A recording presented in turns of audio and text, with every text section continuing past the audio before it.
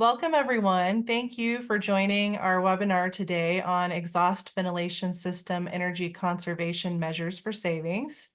I am Britton Rife with the Smart Building Center, and I just have a few quick intro slides to introduce you all to the Smart Building Center and our work before we get started and dive into our topic for the day. Just a quick note that all attendees are in listen-only mode. So if you have questions during the webinar, please go ahead and put your questions in the Q&A box that you should see at the bottom of your screen. And then we'll try to address as many of those questions as we can during the webinar and send a follow-up afterward for any additional questions. We are recording today's session, so we will be sending out a follow-up email with the link to the recording afterwards, so keep an eye out for that. Next slide, please.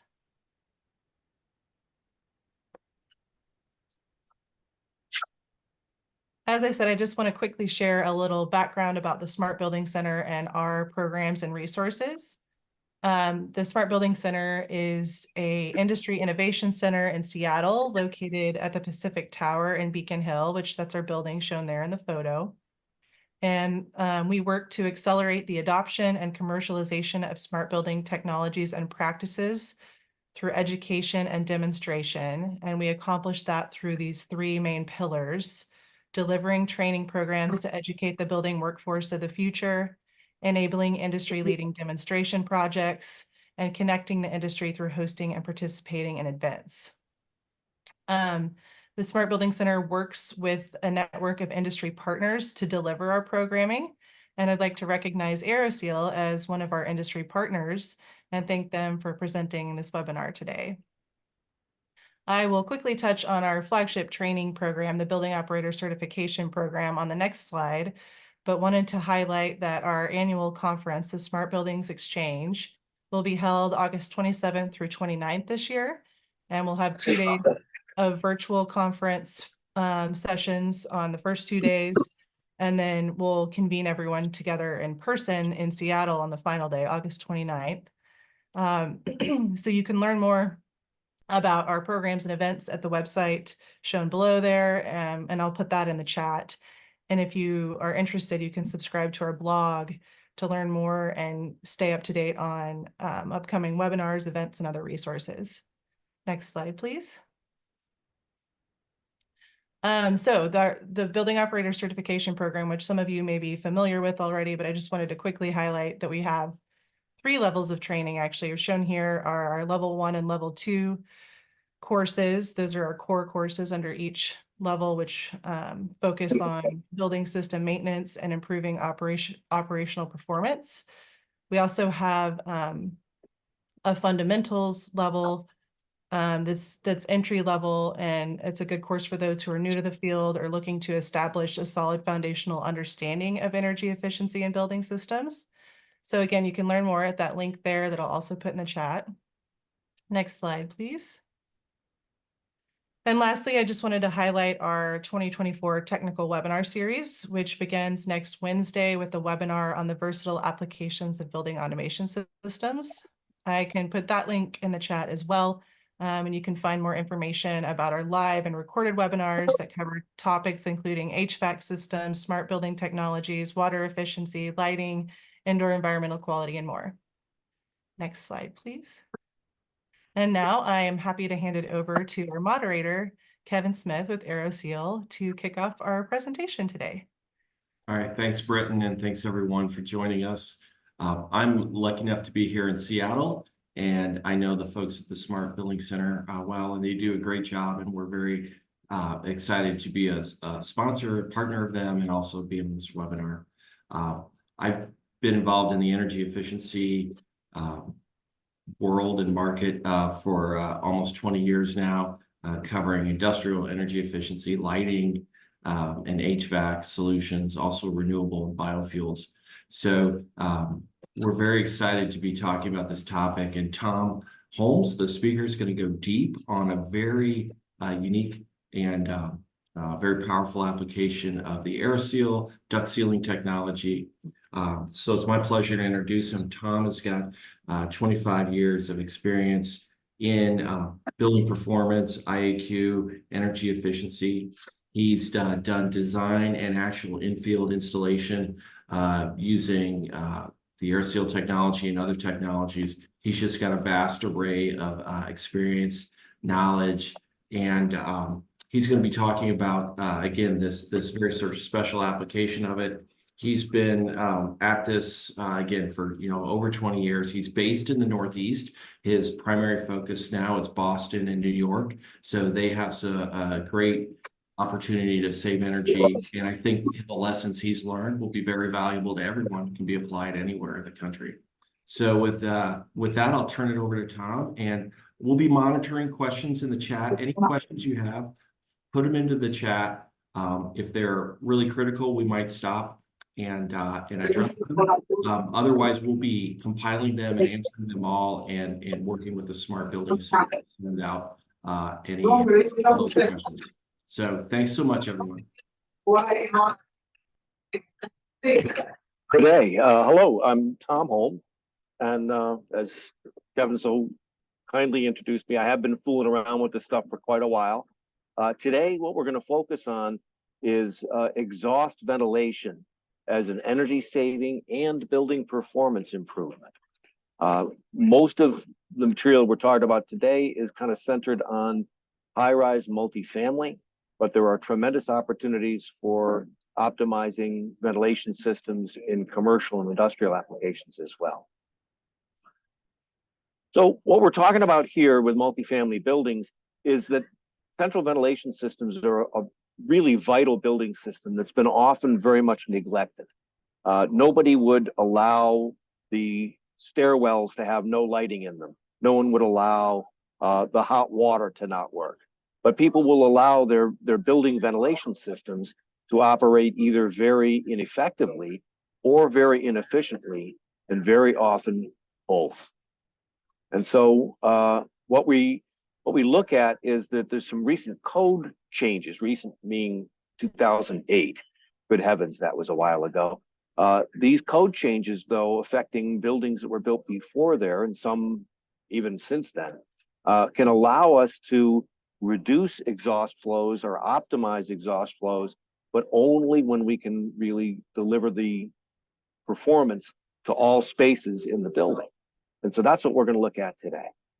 We're looking at three main objectives here. We want to understand how these things work, how they really work in the field and don't work in the field, and what factors contribute to how they work, and how to build a successful energy and building performance project. The other thing we're going to do is we're going to examine how optimizing these can really significantly save operating costs and also very much improve the overall performance of the building. And then finally, we're going to look at just sort of the parts and pieces, kind of the nitty-gritty in the weeds, how you actually go about fixing these. Because I've been fooling with this particular stuff for over 10 years, and we fixed a lot of buildings. We started making them less worse, and now we've really kind of got it down so we can get pretty consistent results with them that are really quite nice. Let's start with how these things really work. So these are really essentially used air drainage systems. We take air that we've used inside the building, and we get it out of the building. Somehow, some way, as part of these, there's also some sort of makeup air system. But these are the actual systems that drain the used air from the building. And it's really very important to do that. Imagine if you didn't have plumbing drains to be able to drain sinks and toilets and things. That would make the building unlivable. And it really has a profound effect on the overall indoor air quality to have an effective ventilation system. So here's how these work. This is what we expect. We expect that the rooftop fans are going to be pulling air up through ducts that comes from apartments, and it's all going to work together and make for a happy family. But what we actually find is that the fans are either switched off or broken or missing belts or somehow otherwise not functioning properly. The ducts themselves are like Swiss cheese. They don't really pull the air from where they're from. If you ever tried to drink with a cracked drinking straw, you'll know what I mean by that.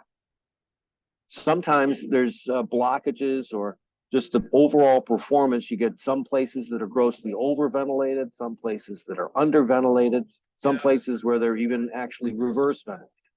Blockages, other things like that get in there. And then the occupants will even decide that this is enough of a problem that they're going to mask them off, close them off entirely. And then you just don't have a functioning ventilation system. Ventilation is actually a pretty big deal. If you look at the air side of almost any big building, the heating, ventilation, and cooling represents over 50% of the energy the building uses. Ventilation is about a third of that, or a quarter to a third of it. And it's really one that we can attack and address very successfully. What we're going to do is look at the opportunity. Where can we actually make a big difference in big buildings with this improvement? We can improve the energy performance, but we can also improve the building performance. If I change the lighting in a building, often all I'm doing is switching, the same number of foot candles for foot candles. And the only real difference is that I improve the energy efficiency. Well, this is kind of neat because in addition to the energy proficiency, I can actually make the building work so much better for the occupants. They're so much more comfortable. Their conditions are so much better.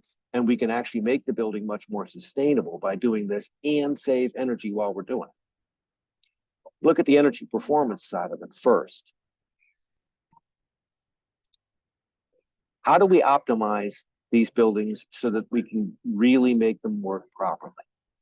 Well, it all comes down to CFMs. We're exhausting cubic feet of air. We're exhausting them typically 24 hours a day, 7 days a week, 365 days a year. And what does it cost to do that? We heat the air up and then exhaust it from the building, or cool the air down, exhaust it from the building. That carries a cost. This calculation is actually set up for New York City, but it's going to be, the same kind of energy is going to be a pretty significant thing.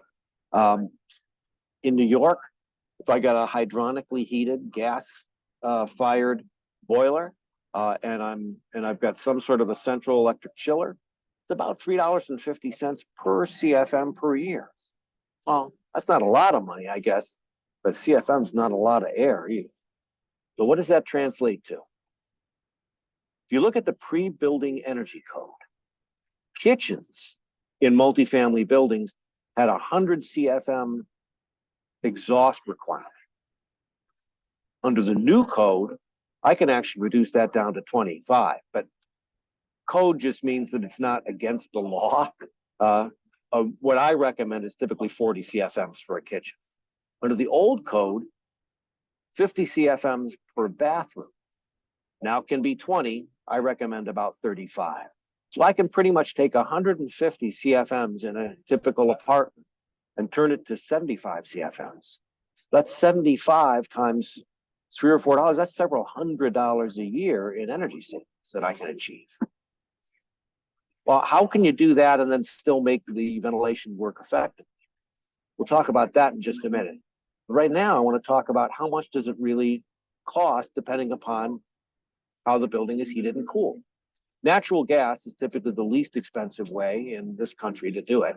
Number two, heating oil is more expensive. These are all sort of New York prices, but you get the idea. And electricity, these are Seattle prices. Your electricity at about 12 cents a kilowatt, we're paying 22 cents a kilowatt hour in New York. So count yourselves lucky. If I had a 100-unit apartment building, I'm looking at this kind of money per stack per year. And I'm looking at, $84,000 a year for an electrically heated building, $27,000 a year for a gas heated building. If I leverage the energy code, I've still got the same cost per CFM, but if I cut those CFMs in half, I can cut that energy cost in half. That can be a pretty significant savings year to year to year. And this is a measure that'll last 20 years. So there's a really good return on investment connected to it. So let's take a look at even beyond just cutting the flows in the apartment. There's another big thing to consider. Here's, for example, part of a fan schedule from a building that I worked on in Brooklyn a while ago. And the architect called out for the fan and specified which one was going to produce 600 CFMs of air at 1/2 inch of static pressure, and there you go. So I went and looked it up, and I actually got the data right from the manufacturer. And I looked at, okay, so if that's the speed that the fan is running at, and if it's at 5/8 of an inch, well, it's 650. So, well, it's 50 CFMs between friends. That's not a big deal.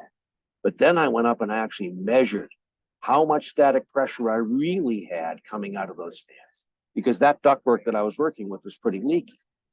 And what I found was that it was closer to 1/4 of an inch, which meant that that fan was actually exhausting 950 CFMs, 350 CFMs more than what the drawing said. That 350 CFMs at, $4 a CFM, that's a lot of extra money in addition to everything that I'm saving if I can just cut the design flaws. But it's even more important to have optimized fans, because the fans themselves generate a lot of energy costs in the way of running them 24 hours a day, 7 days a week, 365 days a year. I'm going to have 2,300 kilowatts of savings that I can get if I go from a typical belt-driven 400-watt fan to a more modern electronically commutated motor or a VFD fan at 140 watts, which is $280 a year per fan extra savings. And for the building, in the 100-unit apartment building, another $5,000 a year in savings just for the fan energy. I also get to knock 5 kilowatts off of my demand load, which can also be a big deal because those things tend to, the kilowatt charges can sometimes actually eclipse what the kilowatt hours are for some of this equipment. In addition to the energy performance, there's a huge building performance opportunity. Many of these systems, even though they're over ventilating the building, the air is coming from behind the walls. It's coming from places that really don't make the steam from the bathroom go away quickly, that don't make the cooking smells get out of the kitchen quickly, that allow for odors to be transferred from apartment to apartment. Cooking and smoking odors is one of the main reasons that people will choose a new place to live. We can also fix a lot of common problems in these multifamily buildings. We can reduce lobby and elevator depressurization problems. I've worked in some buildings, I don't get invited to a lot of well-behaved buildings, but I've worked in some buildings where the negative pressure in the lobby is so strong that sometimes in the winter, they can't get the door open so that the Amazon guy can bring packages in. You can only get in and out through the revolving doors.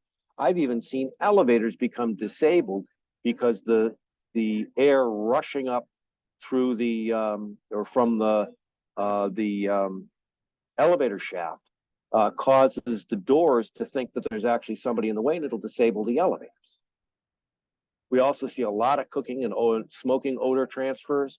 Most buildings are designed, modern buildings are designed with the apartments being negative to the hallways. But in poorly performing systems, you can actually have the hallways negative to the apartments. And so you get a lot of cooking and smoking odors transferring from one apartment out into the hallway, and then depending upon which way the wind is blowing, into other apartments. We can also resolve a lot of IAQ complaints. People will complain, hey, I'm supposed to have ventilation here. And they'll call the city, and the city will come and measure, and they'll put the piece of toilet paper up against the vent, and it won't stick. And all of a sudden there's a fine, or there's some sort of conflict with the city over the performance of your building. And the other thing that's kind of cool about this is that it's both, that it can either be a longer term plans for the building. In New York City, we have a whole effort to electrify buildings, to actually replace big boilers with air source heat pumps. One of the things that this work will do is can reduce the load on the building by up to 10%, which can make those types of efforts much more practical to do and ensure that they're much more successful.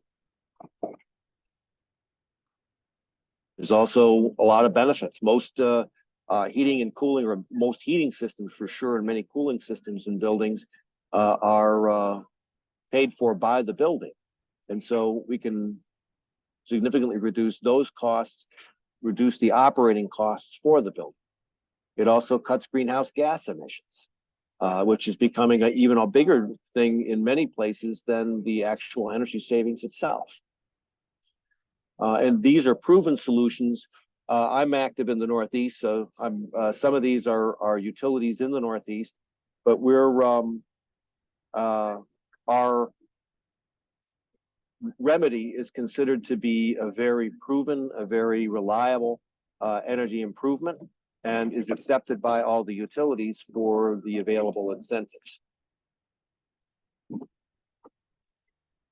Overall, it helps with long-term, it's a 20-year life solution. And so in many cases, it might have a payback of, I don't know, 5, 6, 7 years, which means that its savings to investment ratio over its life can be 2 or 3 times, which is a good investment for the building. It's also something that's relatively easy to set up and to do. I can get through a building in probably about 2 months. There's not a lot of waiting 6 months or 9 months for some fancy piece of equipment to get manufactured and delivered. The work goes through pretty quickly. It's not very intrusive, doesn't disrupt the occupants much at all. And it's something where I can actually verify as I'm doing it that I'm going to get the kind of performance that we're expecting. Here's an example of one of the energy models that we have. This one's for a project with about 200 apartments in it, with many, with some very substantial energy savings available, a short return on investment, 4 years in this case, and then a savings for greenhouse gas, a reduction of greenhouse gas emissions by over 200 tons a year. That's really kind of a big deal. After we've done an initial evaluation, we'll go through and take direct measurements in the building and collect and refine our energy models to get them to be really much more specific and detailed for the buildings, which is an important part of the measurement and verification process. And there are really 3 steps in the overall project to achieve this 3% solution. 3% is the amount of leakage that we allow. Most systems, as you've got them now, might have 15 or 20% design leakage. We'll get it down to 3. Go through and you manually fix the big holes.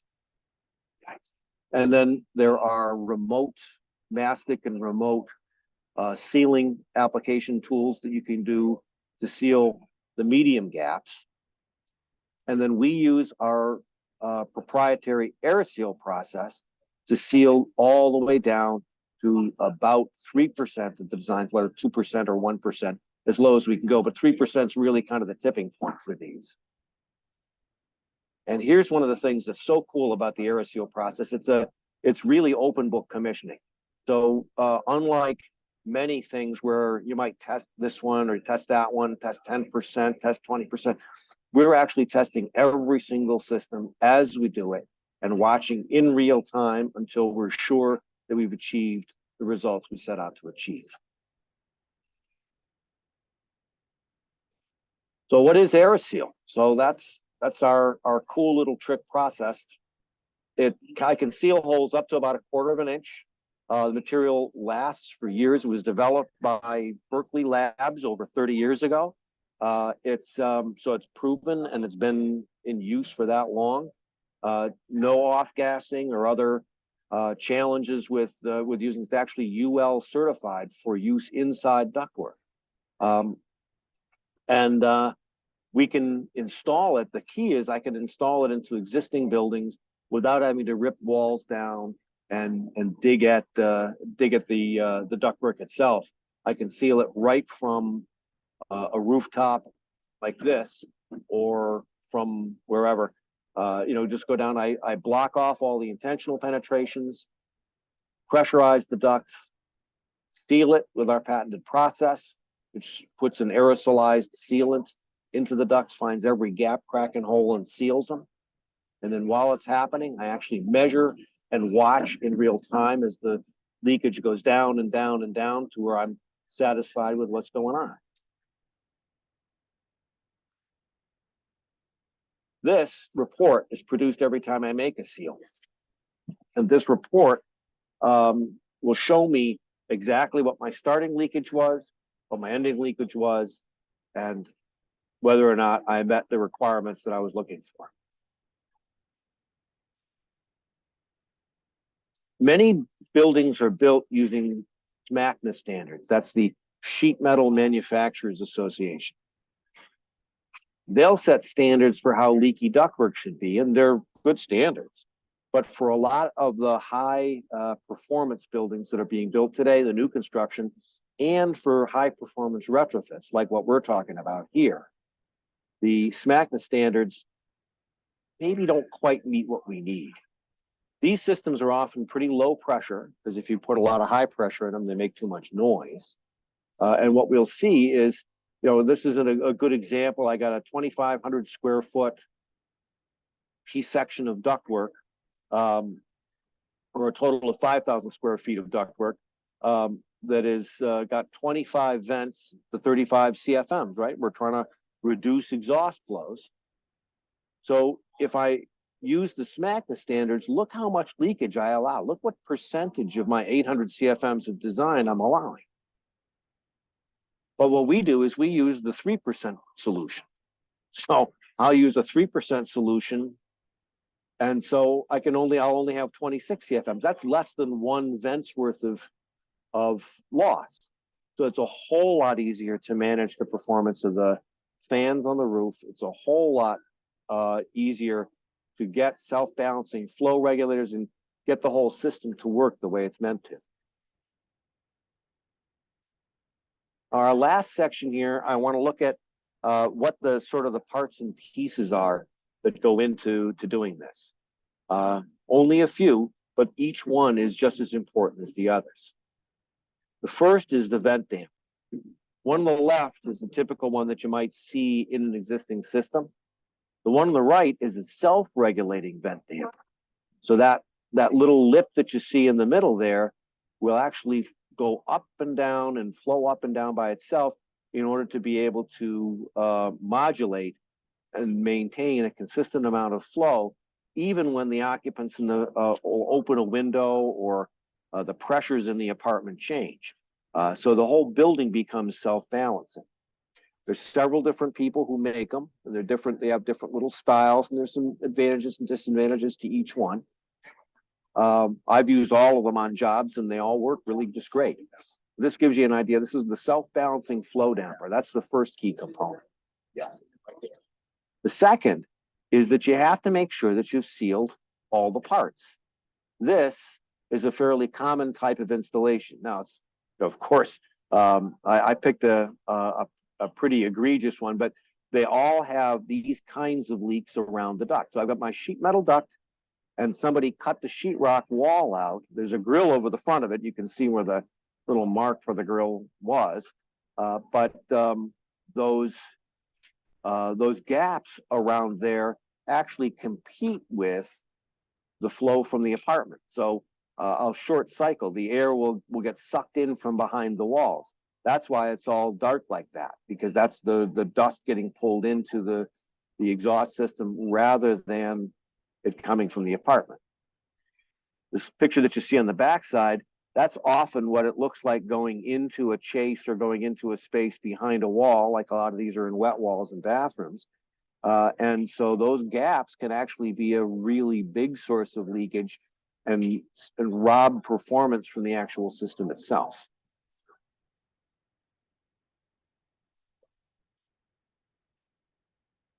So again, we manually fix the big holes, we seal the medium gaps, and then we use the Aeroseal to seal the system down to 3%. The fans themselves are a big piece of it.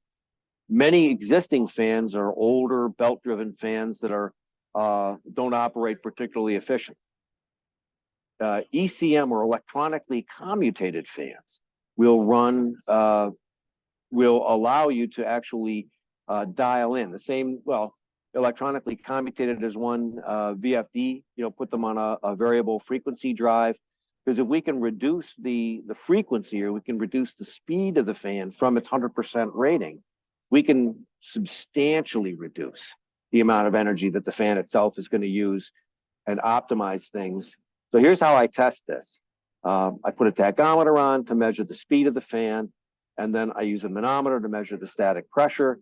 And from there, I can plot it on the manufacturer's fan curve. It's a quick, easy, repeatable way to be able to know exactly what's going on with your fans.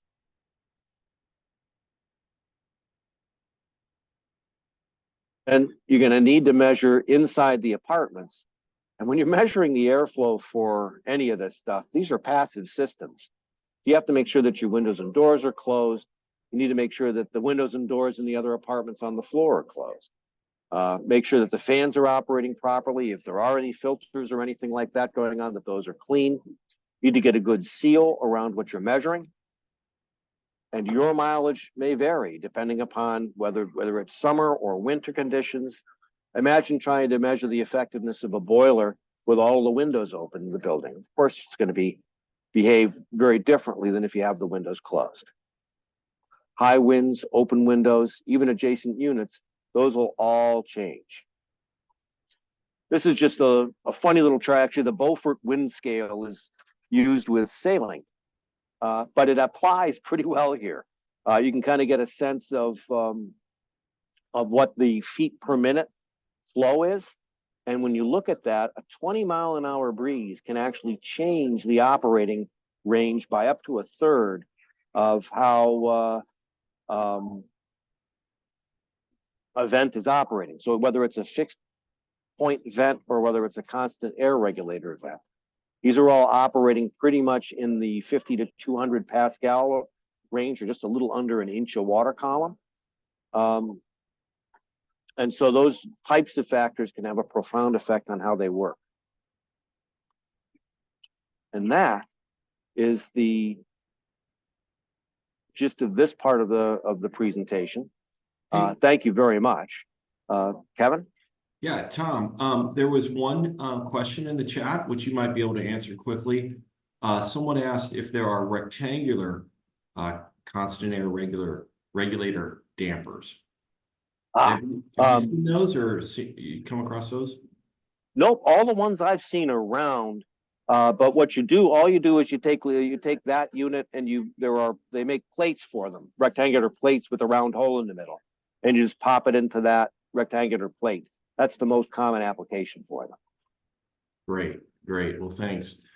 Someone else asked about VAV systems, and I was going to mention that those we've done sealing projects in many VAV systems. They take a little more planning in figuring out the most efficient way to address those, but they definitely can be sealed, and they're often found. But do you ever see VAV systems in duct work where there's a truly exhaust duct work where there's variable airspeed offered over a big range of speeds? Yeah, generally, VAV systems are used on the supply side, and they're used for branching off of mostly commercial systems that are operating at higher pressures.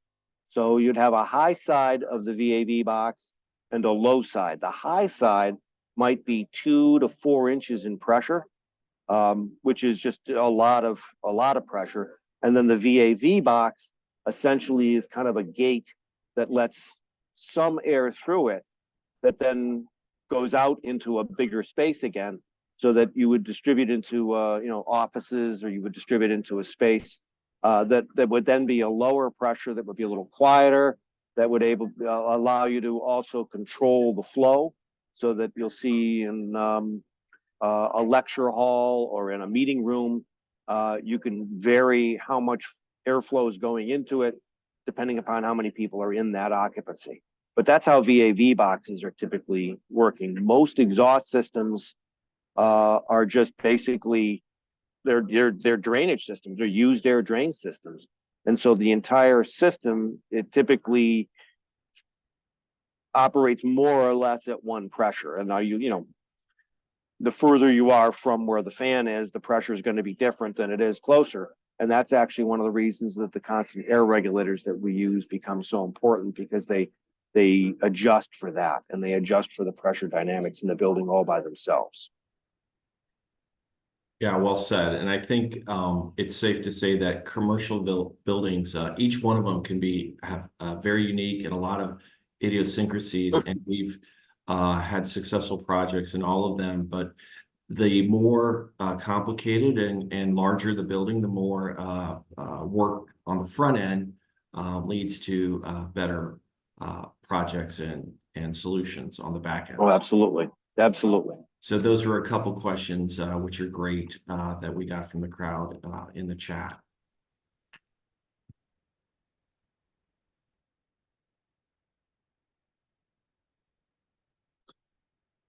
There's a question about temperature range, and I think we can say that we could send out the spec sheet for the temperature range.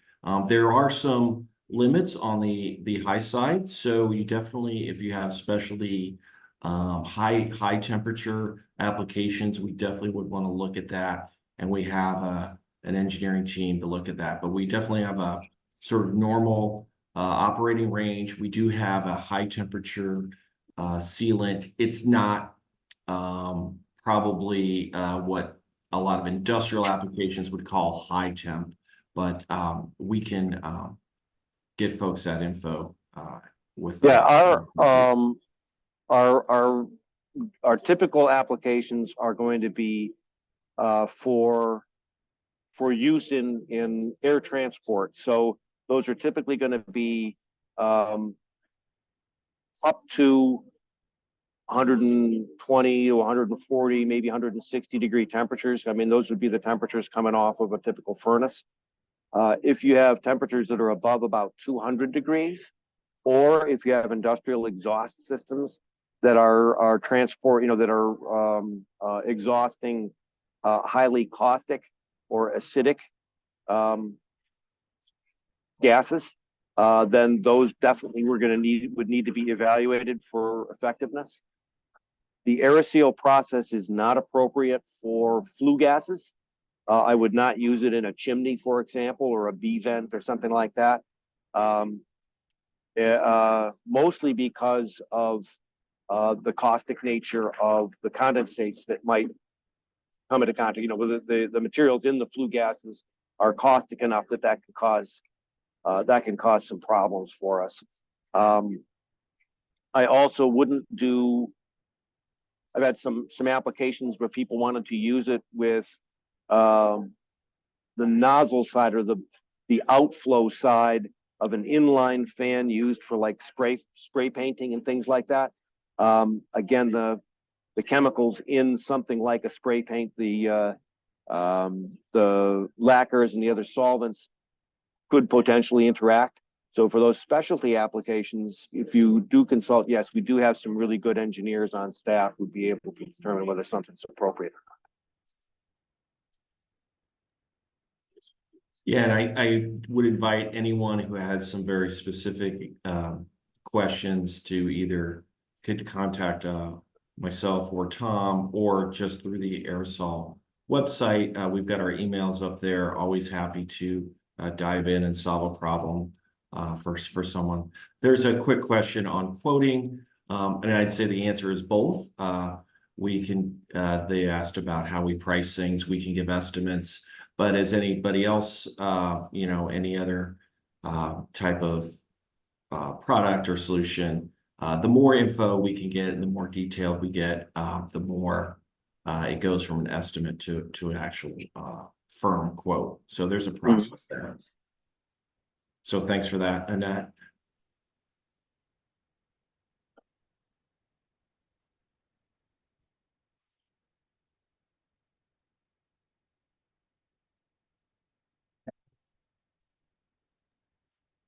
Okay, I see a couple of questions here. I just able to start pulling some of these up.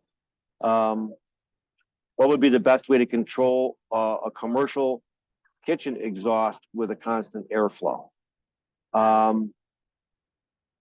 Let's see.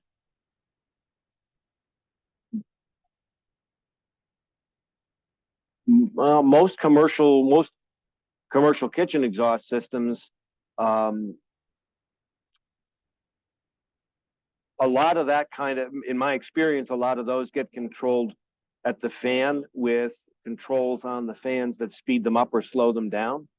And you can get pressure controls that are specifically designed for kitchen applications, where depending upon what's going on, they'll speed up or slow down, and you can get them to maintain a certain amount of flow or a certain amount of pressure inside the duct.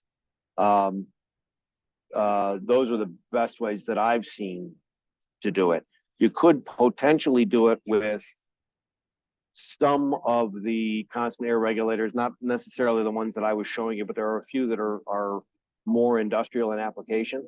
But the biggest problem that you can have with those is that becomes a point of interference with commercial kitchen exhaust, where the particles in the exhaust would start to accumulate on it, and it would foul pretty quickly, because you have to clean that kind of ductwork fairly regularly.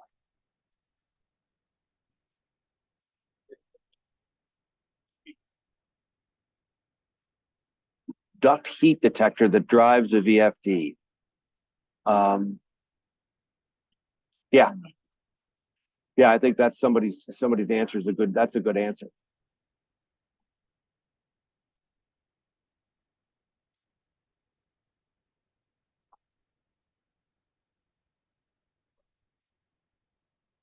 As Keith also says, install a ducted heat detector in the kitchen hood that will drive a VFD.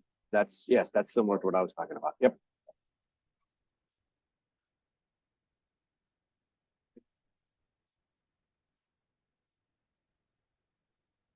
I don't know, did we answer Samantha's question about is there a benefit of being round over rectangular? The regulators that are in there are round as much as anything because you can use them in round ductwork, and they're often used that way. I think it's also just by the way they work. I don't know. Well, I don't really know why. I hadn't really thought why they're round.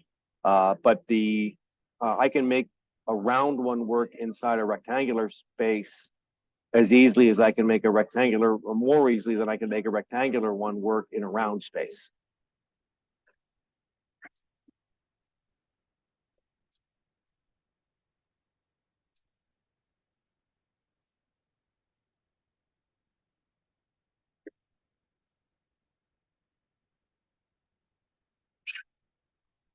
Well, Ben is also saying, as well as a smoke detector. I think that might be part of the detail for how to deal with kitchen hoods.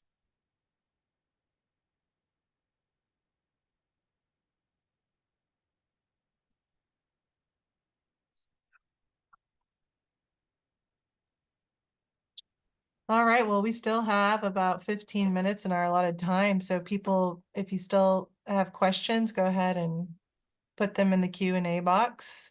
And Tom, if you have any, and or Kevin, if you have any additional remarks you'd like to make or anything else you'd like to cover, just feel free. We'll keep an eye on this Q&A box though here, because I know people think of questions a little later sometimes. Sure. No, I have to say thank you very much to everyone. I'm really grateful that you guys have all had an interest in learning about this stuff. I hope that you take a chance and try to apply some of it.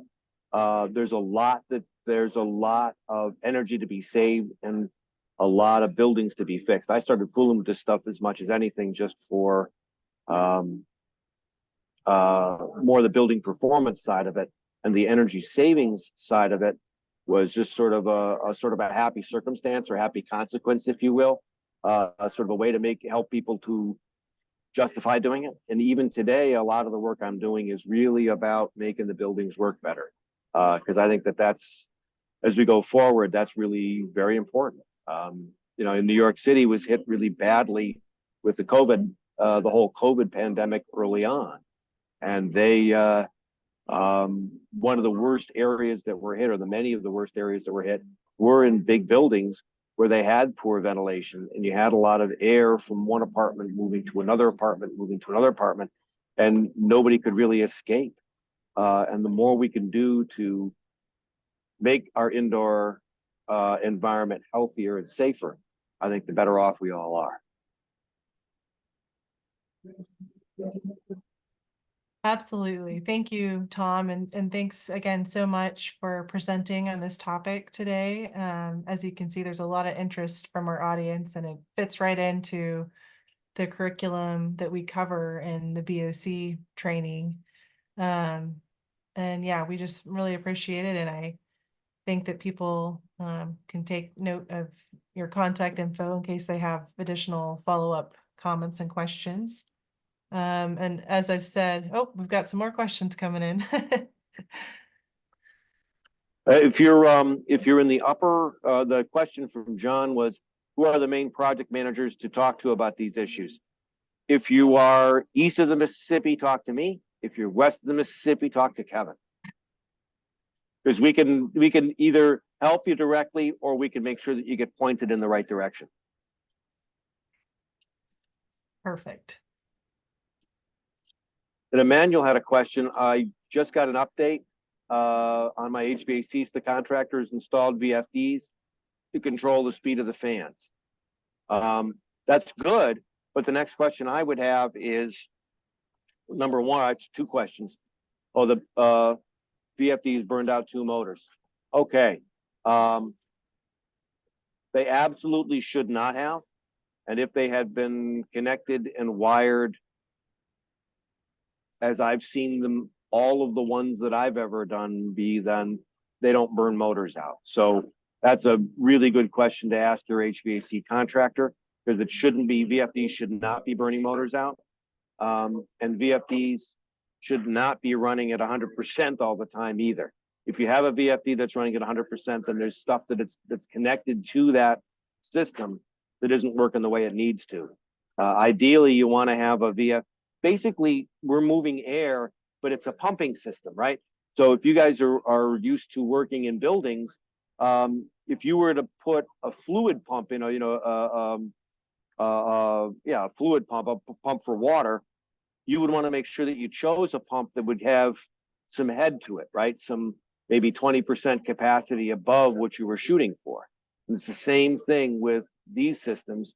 When we put the fans on, we want to run the fans at 80% or so or less to make sure that we've got some head, we've got some room, and that they're going to be working at their optimum efficiency.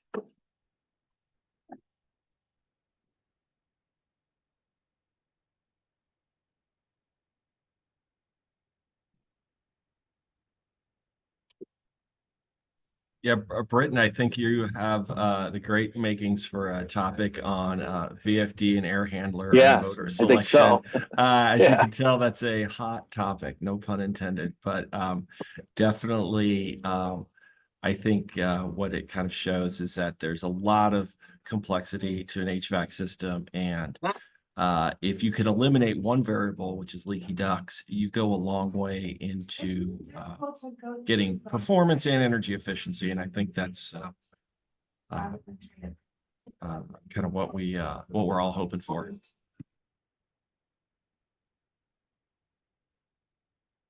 Absolutely. It sounds like we could have a couple of follow-up webinars on these related topics. So thank you all again for presenting, and to all of you attendees out there engaged in asking all these questions. We really appreciate it.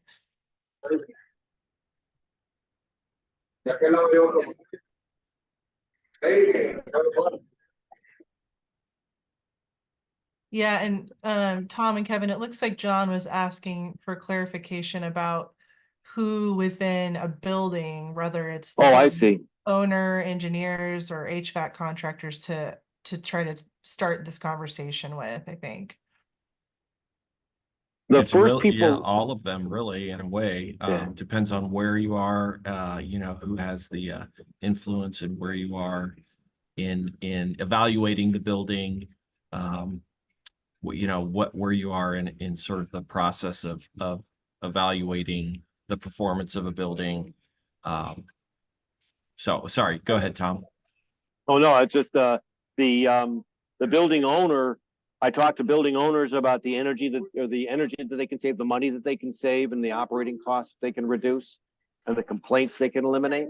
I'm talking to a building engineer, the building operator, the building super, the building operator, building manager, about problems or behaviors in the building that are undesirable, unacceptable, like the overventilation problems I was mentioning, and how they can make the people that live in the building or use the building happier and more comfortable. And I'll talk to engineering companies, specifying engineers, about how I can solve both of those problems for them. And then, you know, so it's really, it depends on the building as to who's going to really drive it. But I will tell you that the owner isn't going to write the check unless the owner is interested. The project isn't going to be successful unless the building engineer is bought in.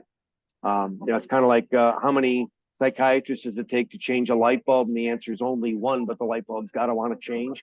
If everybody's not on board to get the thing done right, then it isn't going to happen. At least that's been my experience.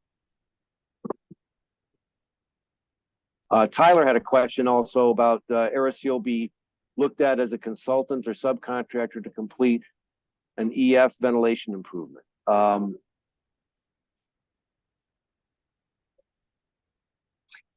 Yes, I've gotten in and done projects where I've helped to design them from the start.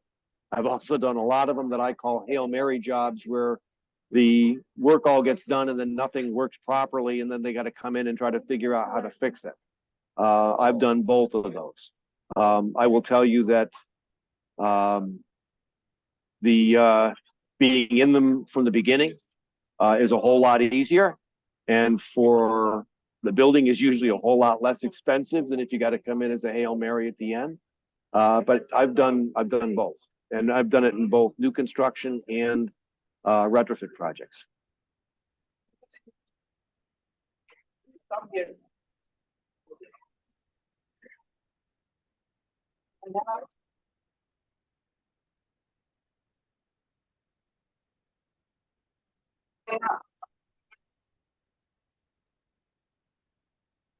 I think Kevin's getting ready to weigh in on this as well.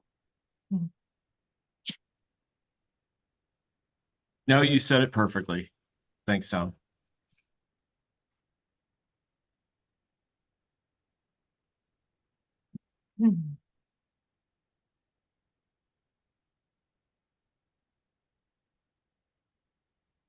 All right. Well, thank you all again. We really appreciate all of you sharing your time with us today. And as I said earlier, I'll be sending out a follow-up email to everyone who registered, and I'll include the webinar slides that we saw today and a link to the recording so that you could watch this again or share it with other people who may be interested. And we will keep you all informed of other upcoming webinars as well. So thank you. And we hope to engage with all of you again soon. You bet. Thanks, Thank you, Britton. Britton. Bye, everybody. Bye-bye.